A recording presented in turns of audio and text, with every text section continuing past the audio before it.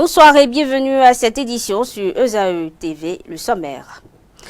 75 373 candidats composent ce lundi 17 juin l'examen du baccalauréat session de juin 2024 sur toute l'étendue du territoire national. Et tout est fait prêt pour cet examen selon les ministres Kouaro et Ladekang qui ont fait le constat des préparatifs vendredi dernier. Les soutenances de fin d'année scolaire et académique 2023-2024 ont lieu à l'ESAE Gbedjoumene de Cotonou les 13, 14 et 15 juin. Le point de ces journées dans cette édition. Un monde de splendeur est la nouvelle marque pays que le gouvernement du Bénin a décidé d'adopter ce en vue de renforcer l'attractivité du pays. La décision a été prise en Conseil des ministres du 12 juin dernier et les artisans de Parakou se sont prononcés par rapport à cette initiative.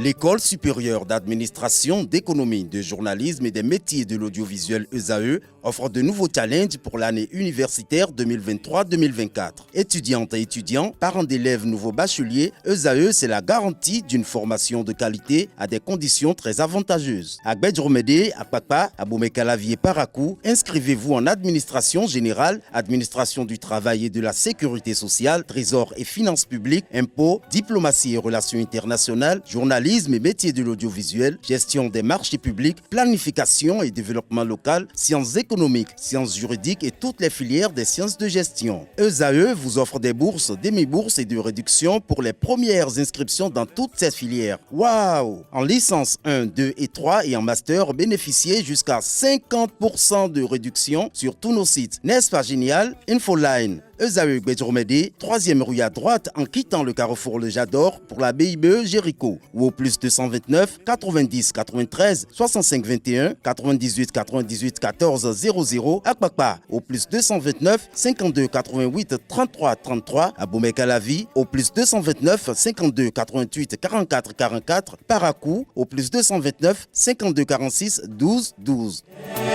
ESAE, l'excellence à un nom.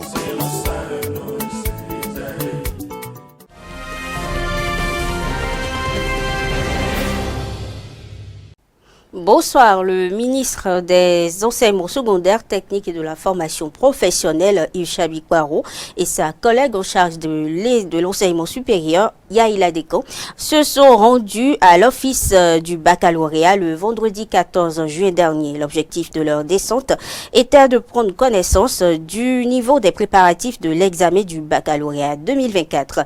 Il en ressort que tout est prêt pour le bon déroulement de l'examen de bac de juin 2024 qui démarre demain lundi. Le ministre Ilchabi Kouaro l'a fait savoir sur sa page Facebook. Les étudiants de l'université Gbedjoumene en fin de formation, licence et master ont présenté leurs travaux de recherche les 13, 14 et 15 juin dernier à l'ESAE à leurs différents membres de jury. Retour sur la première journée de soutenance des impétrants avec nos reporters. Des étudiants en fin de formation en licence et en master professionnel à l'École supérieure d'administration d'économie, de journalisme et des métiers de l'audiovisuel ESAE ont soutenu dans la matinée de ce jeudi 13 juin. Les impétrants de cette première vague ont planché sur diverses thématiques d'actualité et surtout d'intérêt. Des thématiques qui n'ont pas manqué de recevoir les appréciations des membres du jury. Ils ont attiré mon attention surtout sur le plan de communication que j'ai proposé dans le document. Il manque certains éléments que je dois ajouter au fin de rendre meilleur ce plan. La soutenance s'est bien passée et j'ai 10 jours pour terminer le travail. Les remarques, c'est normal parce qu'il n'y a pas un travail parfait. Quand la personne travaille, il fait ses recherches, il y a toujours eu des corrections et il y a toujours eu des modifications. Pour des corrections, je prends apte et puis je vais les prendre en compte. Cette série de soutenances était l'occasion pour les impétrants d'apprécier également la qualité de la formation qu'administre l'École supérieure d'administration d'économie, de journalisme et des métiers de l'audiovisuel ESAE. La formation est très bien, très intéressante, très encourageante et très instructive. ESAE, c'est une école à louer parce qu'ils forment bien, les examens aussi se passent bien et les cours sont abordables. Donc Les soutenances aussi se passent bien. Les soutenances pour cette première vague se poursuivent et prennent fin le samedi 15 juin 2024. À l'ESAE Paracou, la série de soutenances de licence et master a débuté le vendredi 14 juillet 2024 et pour les étudiants entre stress et soulagement, c'est l'aboutissement de 3 à 5 années de travail acharné. Le point avec une équipe de d'ESAE TV. Avec la mention très bien. Une mention qui vient récompenser le travail de 3 ans pour certains et de 5 ans pour d'autres à l'École supérieure d'administration, d'économie, de journalisme et des métiers de l'audiovisuel ESAE à Paracou. La série des soutenances a débuté ce vendredi matin sur le site de ESAE à Paracou. J'étais très contente, je m'y attendais pas, c'est vrai, j'ai fait suffisamment d'efforts, mais bon, il fallait que je voie d'abord les résultats de mes efforts. Mais joyeux et trop excité aussi et compte tenu de la mention, je crois que ça va. Mention très bien. Un peu stressé au début, mais actuellement ça va. On rend grâce. Bon, mathématiques, c'est problématique sur l'évaluation des risques fiscaux, cas du centre des impôts de Ndali. Bon, ce qui a motivé le choix de ce thème, c'est parce que j'ai constaté que au niveau du site de Ndali, les agents n'arrivent pas à recenser tous les risques. Pour cette mère d'étudiante, c'est un grand soulagement. Vraiment, je suis très fière d'elle. Elle nous a rehaussé. Ma prière d'abord envers elle, c'est que après cette soutenance, je prie pour qu'elle ne mette pas le diplôme dans sa valise. Et nous tenons à remercier l'école. Et aujourd'hui, j'ai vu qu'ils font un grand travail. Commencé ce jour, les soutenances à ESAE se terminent le samedi 15 juin 2024. Devant les membres du jury des filières dont le journalisme, l'administration de travail et la sécurité sociale, les impétrants de cette journée de soutenance à l'École supérieure d'administration d'économie et des métiers de l'audiovisuel ont planché à suivre dans cet élément les propos recueillis de quelques-uns. J'ai eu la note de 17 sur le thème du mémoire, c'est diagnostic du faible taux de recouvrement de la TFU dans la commune d'Abomey-Calavi. Pour ce thème, nous avons des solutions à apporter pour que la mobilisation des ressources dans la commune d'Abomey-Calavi soit plus élevée pour le futur. À travers la délibération, je pense qu'ils vont apporter des observations, mais les solutions que j'ai apportées, ils ont trouvé ça pertinent. Effectivement, j'ai eu une mention bien à la note de 15 sur 20. J'aurais peut-être pu avoir plus si j'avais peut-être fait quelques réglages, mais ce n'est pas le cas. La note de 15 sur 20, c'est pas mal aussi. C'est une bonne note. J'ai soutenu sur le thème influence des téléprocédures sur la performance de la Direction générale des impôts du Bénin. J'ai décidé de traiter ce sujet parce que la réforme des téléprocédures est une réforme majeure intervenue dans notre pays. Par le passé, les contribuables pour payer les impôts font des files d'attente, perdent des heures avant de payer juste un impôt. Mais aujourd'hui, avec la réforme des téléprocédures, même déjà dans leur chambre, même déjà dans leur bureau, ils peuvent rester pour payer les impôts. Ça, c'est une réforme à apprécier. Et vu l'importance de cela, il serait quand même bien, en tant que fiscaliste, de travailler sur ce genre de sujet pour montrer l'importance d'une telle réforme. Je vais essayer de prendre en compte les observations pour pouvoir parfaire le travail. Alors si je finis de parfaire le travail, l'objectif que je compte sur ce thème, c'est de renforcer, continuer toujours par travailler pour voir quels sont les enjeux que l'on peut toujours améliorer par rapport à la digitalisation de notre pays. À la fin de cette soutenance, je suis tellement content parce que j'ai eu la chance d'avoir un jury qui j'ai pu convaincre à travers ma prestation. Et au thème de cette soutenance, je sors avec une mention très bien. D'abord, mon sujet de mémoire parle du processus d'élaboration des actes d'état civil à l'aide de la digitalisation dans la commune d'Abomey-Calavi.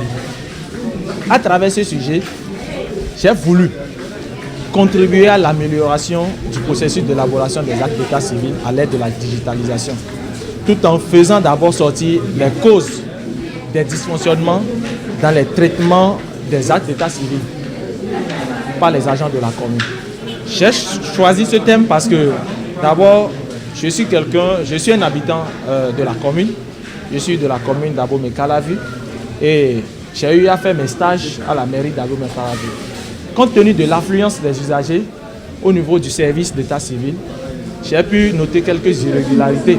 Je ne dirais pas irrégularités, mais des dysfonctionnements qui persistent toujours dans le cadre de l'élaboration des actes d'état civil.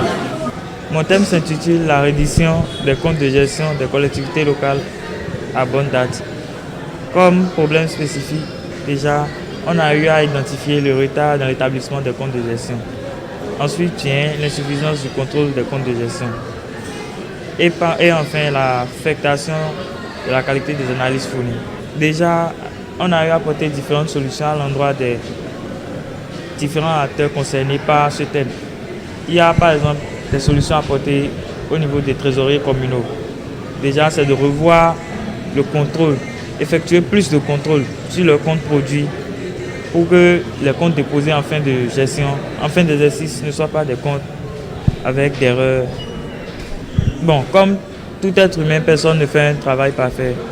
Je ne peux pas dire que je suis convaincu d'avoir fait un bon boulot, mais j'ai eu une mention bien, ce qui est acceptable.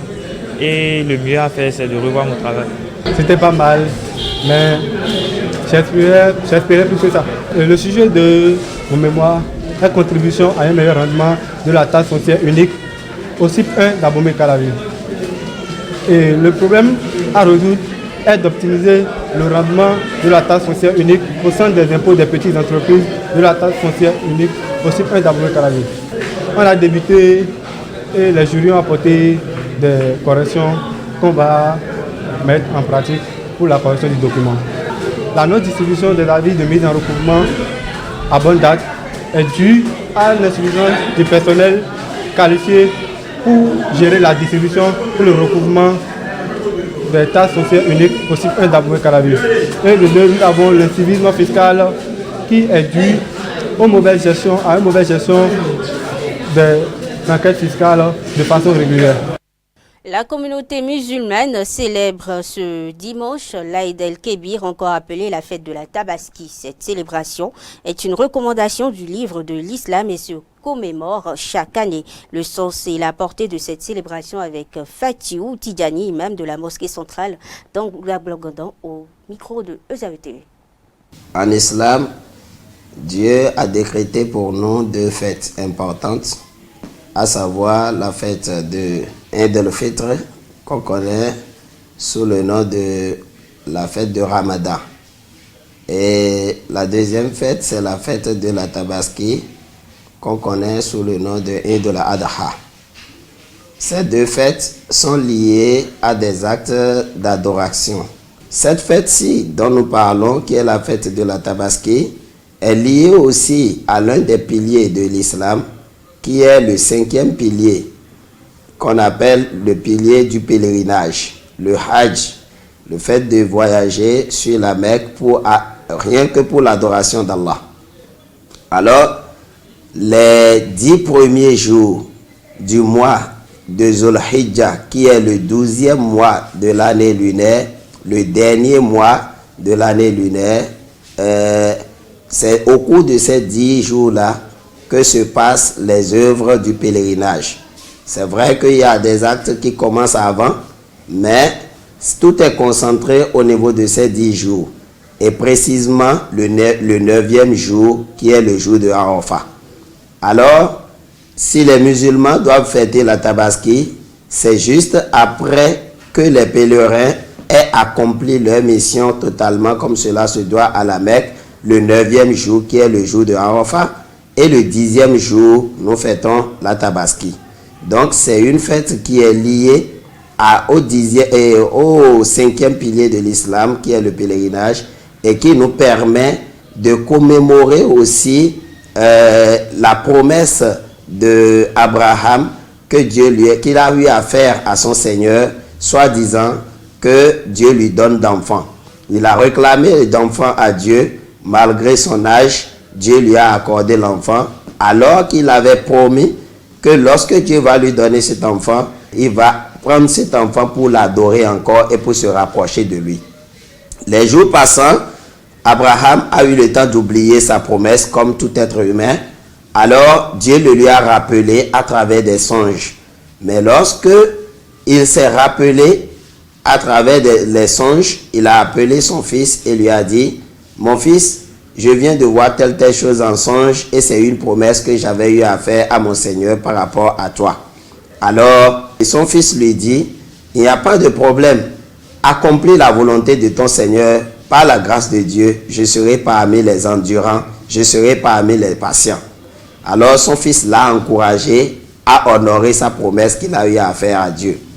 Le jour J, quand il a décidé d'honorer cette promesse, il a voulu immoler son fils pour Dieu, comme il l'a promis. Il a voulu envoyer le fils vers son Seigneur, le retourner à son Seigneur comme cela a été promis. Et Dieu, qui aime ceux-là qui honorent les promesses, le lui a remplacé par une bête blanche qu'il a immolée à la place de son fils. Ceci pour le remercier pour son courage et pour avoir eu l'intention de tenir sa promesse. Toujours au micro de ZAE TV, l'imam de la mosquée centrale d'Agblangandon a apporté des précisions sur l'obligation ou non d'immoler un mouton pour la tabaski. On l'écoute. L'islam est une religion de tolérance, c'est une religion qui, comme l'a dit Dieu, yuridullahu bikumul yusra wala yuridullahu bikumul usra. Dieu nous veut la facilité, il ne nous veut pas la difficulté, comme il l'a dit dans le glorieux Coran. Alors, ceci étant, pour quelqu'un qui n'a pas les moyens de prendre un mouton et d'immoler, Dieu lui donne la facilité de fêter sans avoir de problème avec quelqu'un. Je n'ai pas les moyens, c'est pourquoi je n'ai pas immolé. Il n'y a pas de problème, chacun fête selon ses moyens. Et lorsque, par exemple, j'attends une somme et que je ne suis pas encore entré en possession de cette somme, j'ai la possibilité, si je suis sûr de l'entrée de cette somme, peut-être après la tabaski, j'ai la possibilité de trouver de l'aide, peut-être de prêter de l'argent et de prendre le mouton et après rembourser. Mais à condition que je sois sûr qu'il y a vraiment une entrée qui va se faire après la fête de tabaski. Comme quelqu'un, par exemple, qui attend son salaire à la fin du mois et voilà la fête qui vient avant la fin du mois. Il ne pourra pas prendre son salaire avant de fêter. Donc, s'il a la possibilité de prendre un prêt qui sera équivalent à ce qu'il va prendre à la fin du mois, il peut le faire pour pouvoir immoler, honorer sa promesse vis-à-vis d'Allah, cet acte d'adoration-là, et être dans les règles, fêter en beauté avec sa famille. Mais dans le cas contraire, si, par exemple, je n'ai pas les moyens, le jour de la fête même, qui est le 9e jour, le 10e jour du mois de Ramadan, et du mois de Zulhijjah, pardon, je n'ai pas les moyens de me prendre un mouton ce jour-là. Et que le lendemain, c'est-à-dire le 11e jour, il arrive que je trouve l'argent.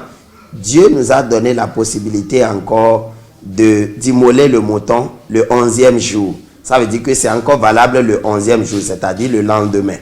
Je n'ai pas la possibilité le 11e jour.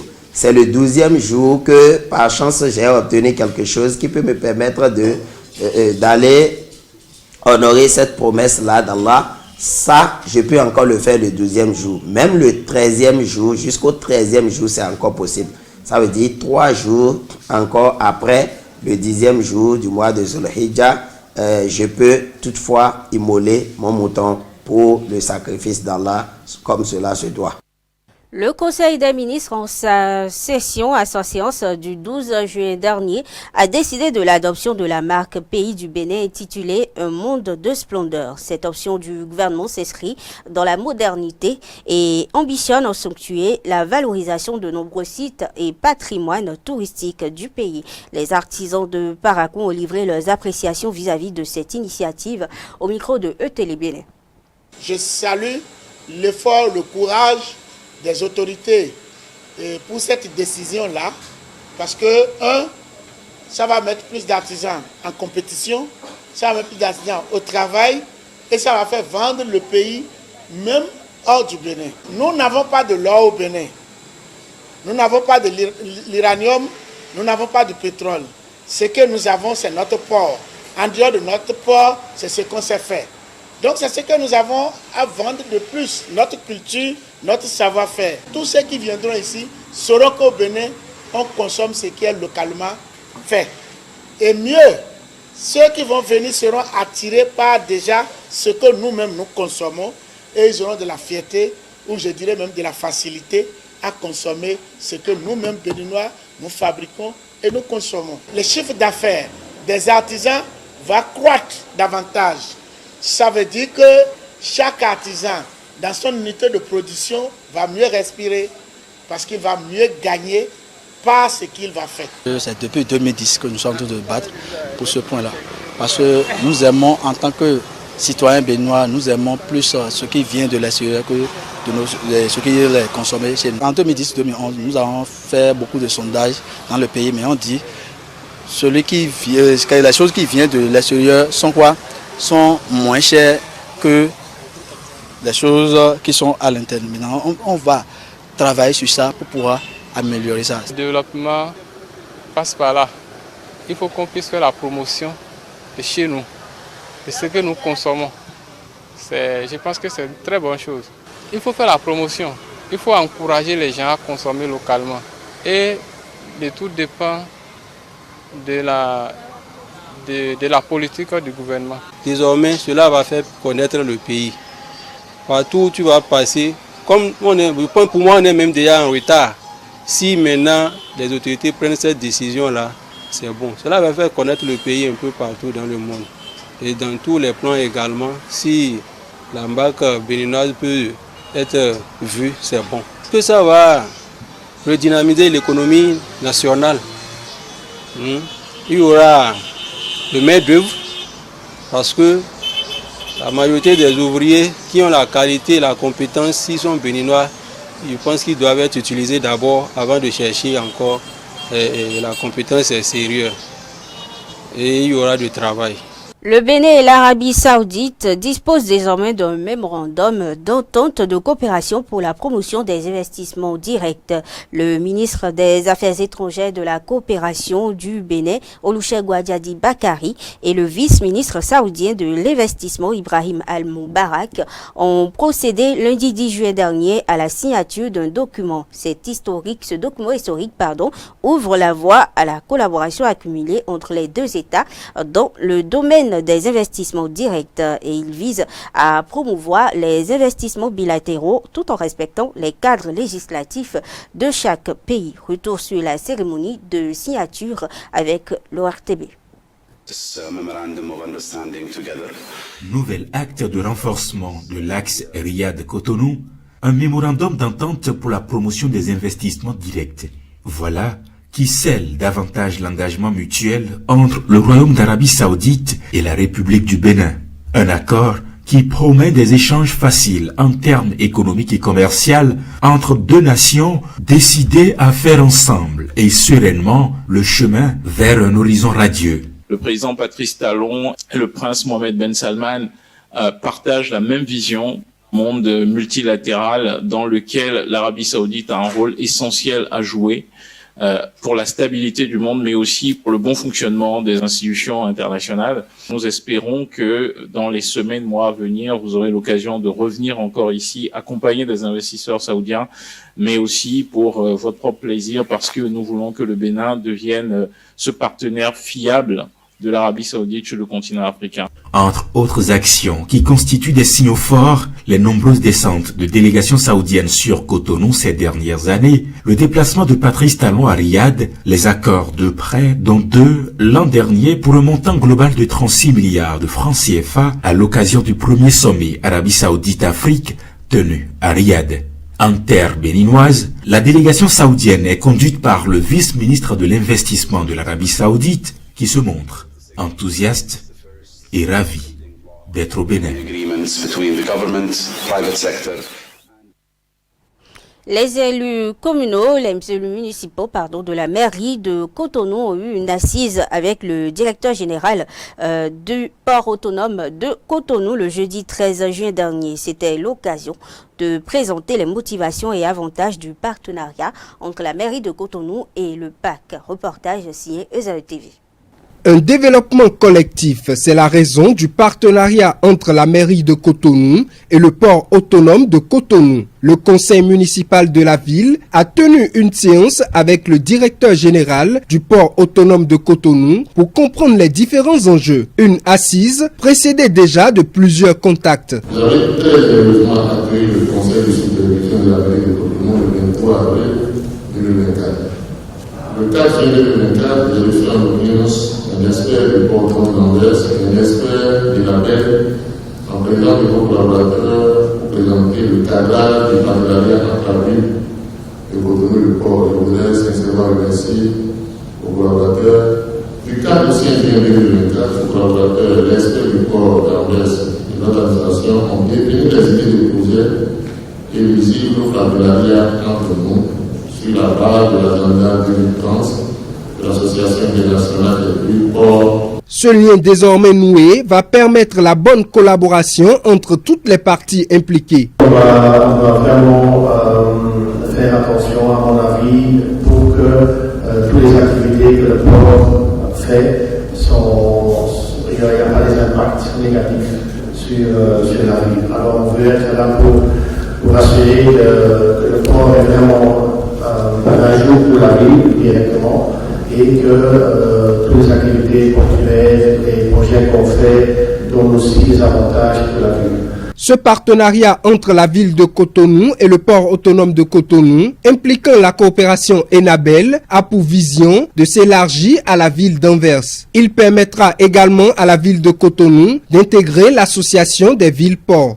Azalaï Hôtel de Cotonou a abrité jeudi 13 juin dernier un séminaire parlementaire sur la restitution des biens culturels spoliés pendant la colonisation. Les travaux ont été lancés par le président de l'Assemblée nationale, Louis Vlavonou, sur le thème « Les parlements d'Afrique francophone face aux enjeux de la restitution des biens culturels spoliés pendant la colonisation ». Une initiative de l'Assemblée nationale du Bénin, appuyée par l'Assemblée parlementaire de la francophonie grâce à l'Agence française pour le développement. Reportage signé ORTB. Alors qu'on la croyait complètement évacuée, la question sur la restitution des biens culturels refait surface. Cette fois-ci, ce sont les députés de la 9e législature qui sont appelés à s'approprier les fondamentaux, ceci à travers un séminaire. L'Assemblée nationale a entrepris d'organiser la présente activité avec l'appui de l'APF afin de donner aux collègues députés l'occasion de s'approprier véritablement de la question liée à la restitution des biens culturels ainsi qu'au rôle des parlements dans le processus de réclamation, de restitution, de conservation et de valorisation de ces biens. À la demande du gouvernement béninois et du gouvernement français, nous étudions d'autres projets et nous continuons d'envisager de soutenir la politique culturelle ambitieuse du gouvernement béninois dans laquelle la restitution des œuvres d'Abomey s'inscrit. Le sujet suscite un regain d'intérêt auprès des parlementaires. Ils en donnent des appréciations aussi variées les unes que les autres. Nous venons de recevoir 26 œuvres. On va en recevoir plusieurs autres en plus, puisque ce n'est que le début de la réclamation. Et plusieurs autres pays nous suivent et veulent emboîter nos pas. Ces objets, pour nous, c'est plus que des statuettes, c'est plus que des dessins, c'est plus que tout ce que vous voulez. C'est notre identité, c'est quelque chose qui a une âme. Maintenant qu'on aura fini ce séminaire, il faudrait que nous puissions avoir des documents pour les posséder et ensuite aller vers la base, vers les populations pour expliquer les tenants et les aboutissants, ce qui a prévalu jusqu'à ce que ces biens soient restitués, bien évidemment, au Bénin. Nous allons essayer de prendre des lois, de voir comment accompagner le gouvernement, comment donner plein pouvoir au gouvernement pour continuer dans cette lancée. Parce qu'on ne va pas s'arrêter à 26, c'est des milliers. Au cours des 2 jours d'assises, les travaux seront marqués par diverses communications. La salle de délibération de la commune de Djougou a abrité le jeudi dernier une séance de sensibilisation sur les secteurs de la microfinance béninoise. Le compte rendu est signé ETélé Bénin. Lutte contre les structures illégales de collecte et de placement d'argent. C'est la guerre que mène l'Agence nationale de surveillance des systèmes financiers décentralisés en collaboration avec le ministère de l'économie et des Finances et le réseau national des maires. Après la commune de Ndali dans le Borgou, c'est la ville de Djougou dans le département de la Donga qui accueille la délégation. C'est pourquoi la première autorité de la commune se réjouit de cette initiative qui, pour lui, est bénéfique pour les populations. Le souci d'éviter à la population de tomber dans les travers des promoteurs indélicats qui s'installent dans nos contrées reculées, offrant des services financiers attrayants à l'instar du phénomène ICC Service qui a appauvri nos populations en 2010, a conduit l'autorité de tutelle, c'est-à-dire le ministre en charge des Finances, à mettre en place ce creuset d'échange d'informations sur le secteur de la microfinance appelé Réseau national des maires, chargé d'assurer une sensibilisation permanente et étendue à toutes les couches sociales. Toutes les couches sociales prennent part à cette assise. Le choix de ces personnes se justifie pour plusieurs raisons. À l'étape de Djougou, nous avons parlé aux élus locaux, leaders d'opinion. Nous avons attiré leurs responsabilités sur la lutte contre le phénomène. Une responsabilité qui se déroule en 3 volets. La vigilance, parce que c'est eux les maîtres de terre, donc ils doivent pouvoir être vigilants par rapport à toute nouvelle structure, toute nouvelle initiative qui se déroule dans leur localité. Ensuite, la dénonciation, surtout la remontée d'informations vers les structures compétentes, le ministère des Finances à travers l'agence, la police nationale.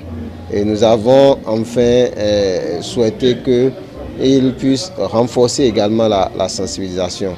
Les participants à cette séance se réjouissent de cette initiative et promettent porter l'information à qui de droit. C'est une chance pour nous, leaders religieux, de participer à cette rencontre qui nous permet d'avoir l'information. Et deuxième chose, de savoir désormais ce que nous pouvons faire pour aider nos populations, aider nos fidèles à profiter des produits que le gouvernement leur offre et aussi d'être vigilants par rapport à ce qui se passe et savoir les bonnes conduites à tenir dans le domaine des systèmes financiers pour éviter des crises et des chocs. Dans nos différents services, on ne va pas manquer de faire de la sensibilisation. Pourquoi? Parce qu'on n'est pas là seulement pour la répression, on est là aussi pour sensibiliser, orienter beaucoup de missions pour la police. Donc, à chaque étape que l'occasion se présentera, nous n'allons pas manquer de sensibiliser la population. Après les échanges autour de ces sujets, les participants procèdent à la visite des stands. Le maire de la ville de Djougou entend dénoncer les institutions financières illégales qui sont sur son territoire. C'est pourquoi il demande la collaboration des élus locaux pour l'atteinte de cet objectif cher à la gouvernance du président Patrice Talon. La Ligue des droits des femmes, dirigée par Juanita Bokosa, a tenu une rencontre avec les hommes des médias dans la matinée du 11 juin dernier, dans la salle de conférence de la Direction générale de la microfinance. L'objectif était de présenter le projet de plaidoyer national pour l'institutionnalisation et la systématisation des collectes des données sur les violences basées sur le genre. Icône TV pour le reportage. Depuis plus d'un an, la Ligue béninoise des droits des femmes a pris le lead du projet de plaidoyer pour l'institutionnalisation et la systématisation des collectes de données sur les VBG au Bénin. La Ligue béninoise des droits des femmes est une organisation féministe qui lutte contre les violences sexuelles et sexistes faites aux filles et aux femmes. La Ligue béninoise des droits des femmes tire sa valeur ajoutée dans la connaissance et une compréhension fine de ses membres des contextes sociaux, politiques, culturels, religieux du pays. Elle promeut la sororité et le renforcement des capacités sur les droits des femmes. La Ligue est présente dans plusieurs pays, donc nous évoluons en consortium. Nous avons la Ligue au Tchad, au Mali, en Côte d'Ivoire, au Niger et au Bénin. Mais conjointement, ce projet de plaidoyer pour l'institutionnalisation et la systématisation des collectes de données sur les VBG se déroule en même temps qu'ici, en Côte d'Ivoire et au Niger. Alors, l'objectif de ce projet, ce n'est pas de mettre sur pied un autre système de collecte de données. Parce qu'il faut noter qu'au Bénin, nous avons déjà un système de collecte de données, le CIDOFE, qui est promu en fait par l'OFE, l'Observatoire de la famille, de la femme et de l'enfant, avec qui nous avons travaillé conjointement sur ce projet afin de pouvoir améliorer ce système. Alors, le contexte béninois et ivoirien, nigérien, les violences basées sur le genre, notamment les violences sexuelles et sexistes, touchent les filles, les femmes au quotidien. Et nous savons que pour éliminer ces violences, plusieurs acteurs sont à pied d'œuvre. Mais pendant que cette lutte est menée, nous n'avons pas de données probantes, des données quantitatives et qualitatives pour affiner nos actions. Et c'est pour répondre en fait à cette préoccupation que nous avons mis sur pied, avec l'appui de Féministes en Action, ce plaidoyer.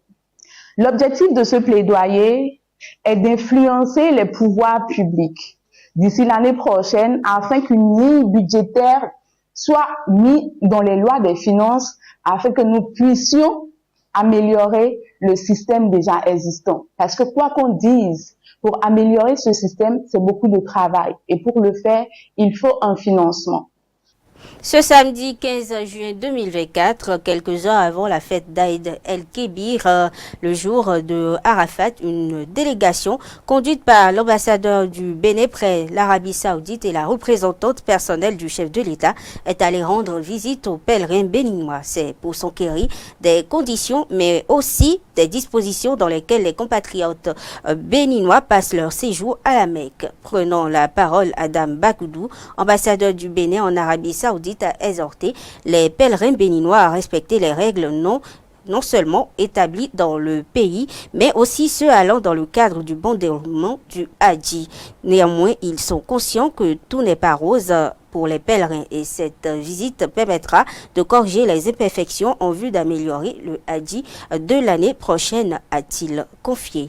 Passons à présent aux actualités hors de nos frontières. Au Togo, l'Assemblée nationale a un nouveau président. Le vendredi 14 juin dernier, Dojo Adeze, vice-président de l'Union pour la République UNIR, a été élu président du Parlement togolais avec 106 voix en sa faveur, 2 contre et une abstention. Cette élection marque le début d'un mandat de 3 ans pour M. Adeze, conformément au règlement intérieur de l'Assemblée nationale, et qui succède à Yawa Segan, qui a dirigé l'institution parlementaire pendant 6 ans. Et en tant que président de l'Assemblée nationale, il va travailler avec une équipe composée de 6 vice-présidents, 3 questeurs et 3 secrétaires parlementaires, tous issus de la majorité parlementaire. Au Malawi, le parti du vice-président Saulos Chilima a demandé ce vendredi 14 juin dernier une enquête sur les circonstances de l'accident d'avion qui lui a coûté la vie avec 8 autres personnes le lundi dernier. L'avion s'est écrasé, il faut le rappeler, après avoir fait demi-tour à l'approche de sa destination en raison d'un épais brouillard. Et il a été retrouvé environ 24 heures après, si bien que l'organisation des secours est également pointé du doigt. Terminons ces actualités internationales par la France. L'ancien président de la République française, François Hollande, a confirmé samedi sa candidature aux élections législatives en Corrèze, une décision inédite car la situation est grave avec la perspective d'une victoire du Rassemblement national. Il l'a déclaré à la presse à Toul. Investi par la Fédération départementale du Parti socialiste dans le cadre du nouveau Front populaire, il a expliqué avoir 3 priorités: la France, le progrès et Corrèze. Mesdames, Messieurs, c'est sur cette note internationale que prend fin cette édition. Merci de l'avoir suivi. Bonne fête de Tabaski aux fidèles musulmans et bon début de semaine à toutes et à tous.